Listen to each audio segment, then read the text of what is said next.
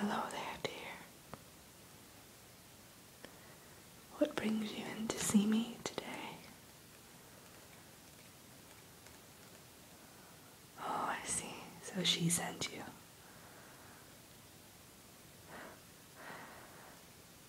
Well, then I'm sure she told you a little bit about the services that I offer. That's right. I'm in charge of the maps. That's why they call me the map minder. But I also, I'm rather well read, so I know a bit about everything and everyone in Aramanthius. Within reason, of course. Let me see. Let me get a good look at you. Tell a lot about a person by their ears in particular. Do you mind if I move your hair out of the way a bit? Oh, lovely.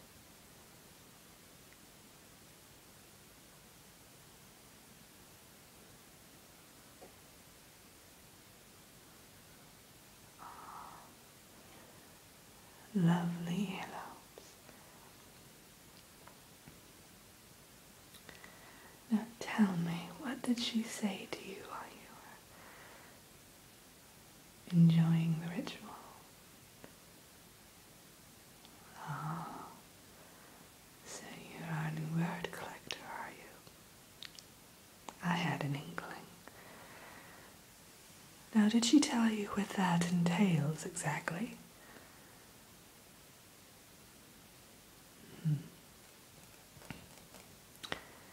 Well, let me tell you a bit more about the myths behind your gift.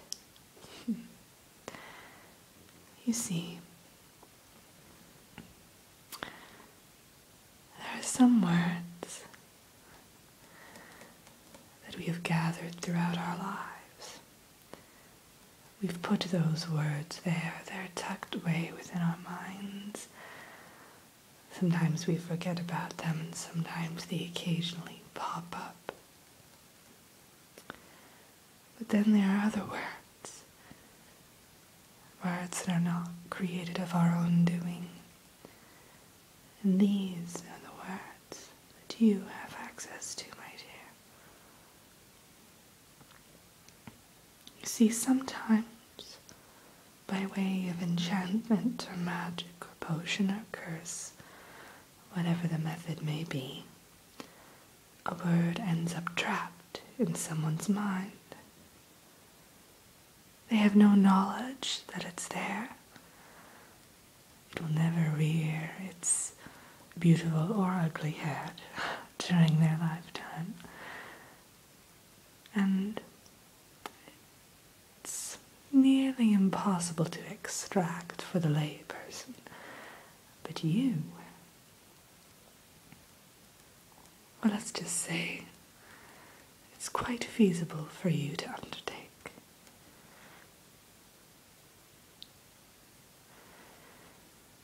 Now, why don't I go ahead and walk you through how you'll go about doing this word extraction, and then I'll show you the map of Aramanthius.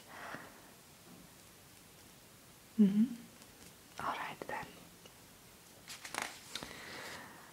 So this book was given to you at the ritual, correct? Let's see here. Quite lovely pages, aren't they?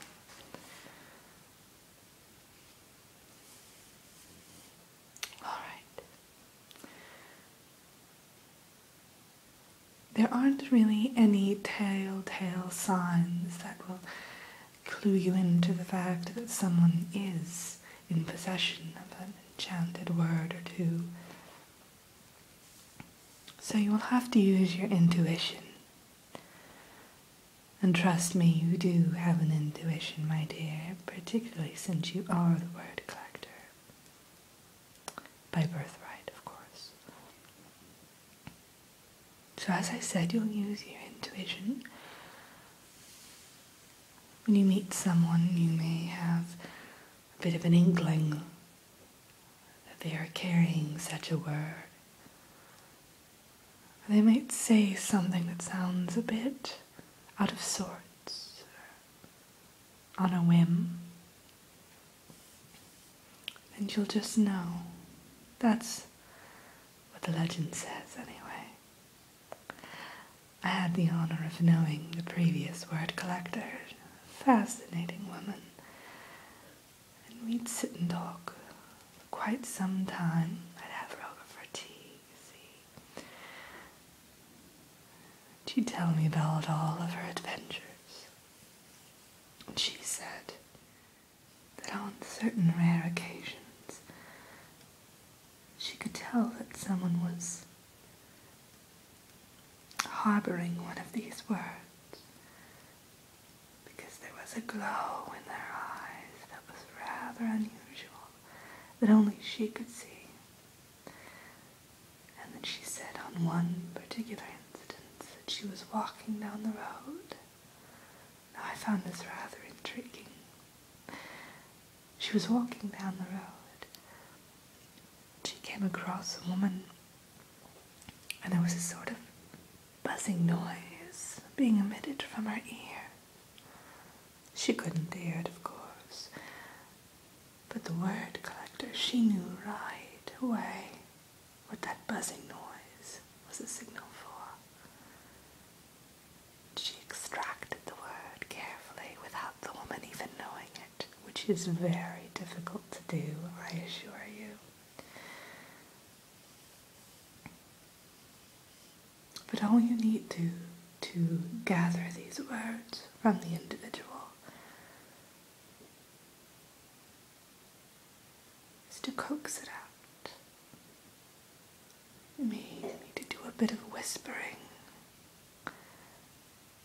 Sometimes a bit of trickery is involved, but depending upon the power of the word and the nature of it, you'll notice that it gradually wanders out of the ears or out of the mouth, maybe out of the nose. And as soon as it shows itself, you must snatch up and store it in your book. Its instinct will tell it to sneak right back into the person, but you must collect it when you have the chance and capture it here on the pages. Now I'm assuming you're wondering why these words are necessary, aren't you? Yes. Well, let me see here. Let me look in one of my books now.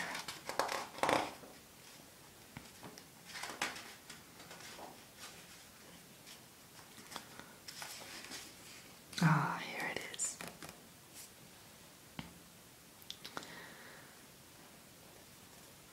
This is a picture of a box. This box is no ordinary box, as is the case with many things in Aramanthius. Things are not always as they appear, and most everything that you run into here is far from ordinary.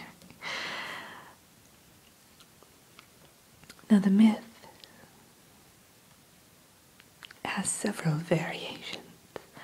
One says that this is a door. Another says that it's a holder of some kind. But let me be perfectly honest and tell you that no one knows exactly what this box holds or its true purpose. But you see here,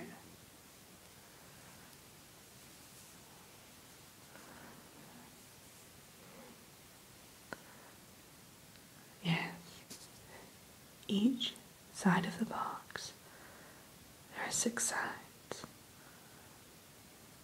holds a place for a key of sorts. It's not just any key, but a word.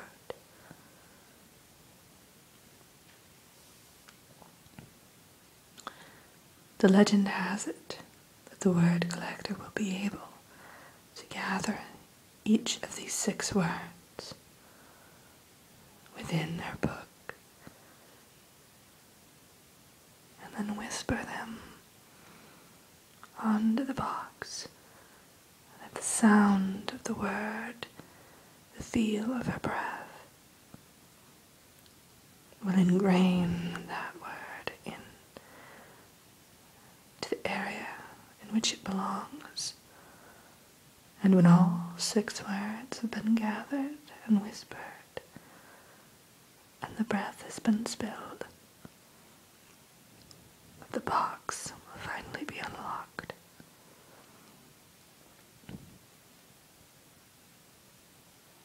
Your predecessor,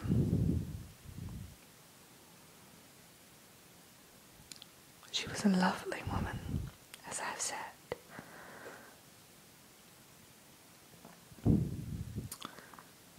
But for one reason or another, she was unable to gather a single word for this box. Maybe she didn't believe in its power, or maybe she didn't have the gift as strongly as we would have hoped.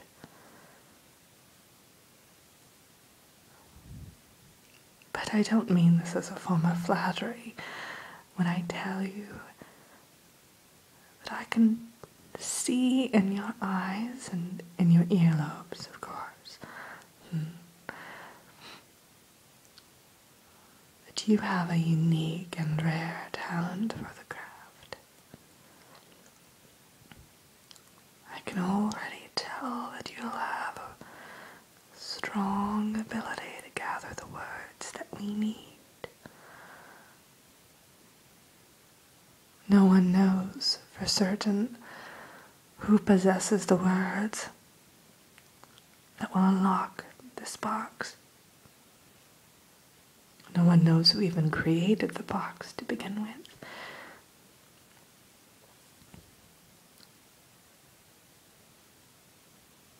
But I'm sure that throughout your journey, you'll run into people who can share their stories with you, and you'll undoubtedly uncover more than any of us know about the true nature of what lies in this box.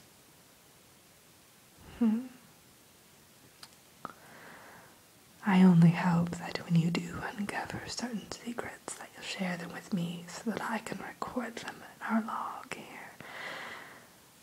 I am the record keeper as well, so it would be nice to have this story written down for posterity's sake in our library. But let's get to the real reason you're here, which is finding out about our land, isn't it? I mean, these stories are all good and well, but you need to have a map to lead you, correct? I'll point out a few of the most notable places in Aramanthius. How about that? Lovely. So, let's start here. Chrysanthemum Cove. Now, I'm telling you these places in no particular order, and you're free to wander wherever you like. But I do suggest you begin with Chrysanthemum Cove. It's a lovely place by the seaside, and there are a handful of mermaids who live there. They'll be able to provide you with some supplies and things that you may need for your journey. Not to mention that they're so very hospitable.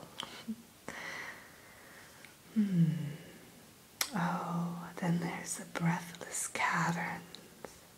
Oh, they're lovely this time of year, but quite dangerous. They are high up in the mountains, hence their name, and they go deep into the ground.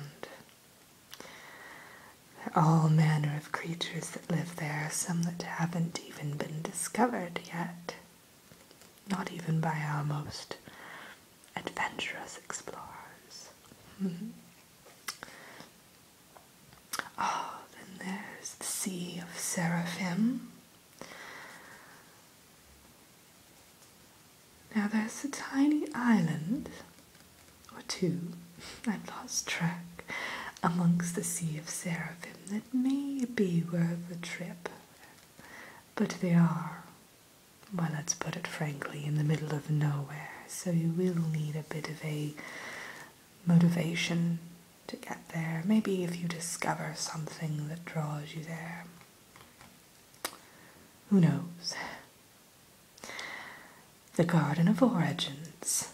That's another lovely place. Oh, so you've heard a bit about the tale. Yes, some believe that, well, many believe that each of us has a flower in the garden that blooms when we're born and withers when we die. You'll definitely want to check out the Garden of Origins. The bloom keeper is a lovely person, and she'll be able to help you. I'm sure of it. Then there's the Marzipan Estuary. If you're a bit nibblish, you'll definitely want to check out the bakeries and confectionery shops along that area. The Orchard of Covenants. Delightful little place. Let's see. Primrose Bay. That's one of my favorite places to vacation. Then again, we are a fairy tale realm, so there's virtually no place that you wouldn't want to vacation to begin with. But I particularly love Primrose Bay.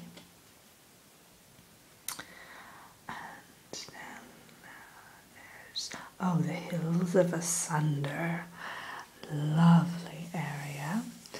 A bit windswept, but as long as you bring a coat and a hat, you should be just fine. And Persephone's Ridge. A nice little cliff-filled area. You might want to be a little careful there. We have had several outbreaks of trolls and things of that nature. So definitely bring a guide with you to that region. Yes, and I think that's just about it for Aramanthius.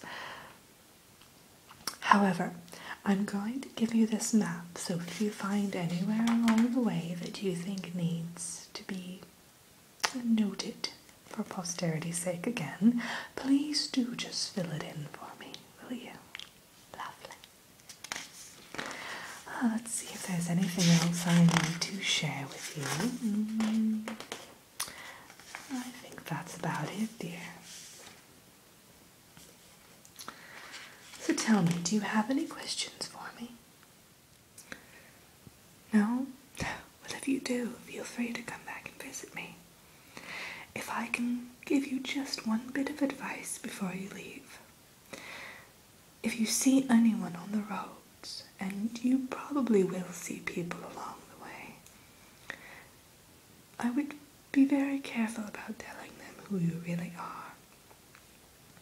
You see, people can also use your gift for rather unsavory purposes. So be cautious about who you divulge your real identity to. Yes, I think it's for the best. Well, you should be on your way, right? I suggest you get a good night's sleep tonight and then leave first thing in the morning, if you'd like. Oh, good. Well, like I said, you might want to check out Chrysanthemum Cove first. It's about a day's journey, but I think I've heard a little buzz about the Queen equipping you with a carriage. So, it'll probably take much less time. Okay, well then off you go. And I'll be here if you need me.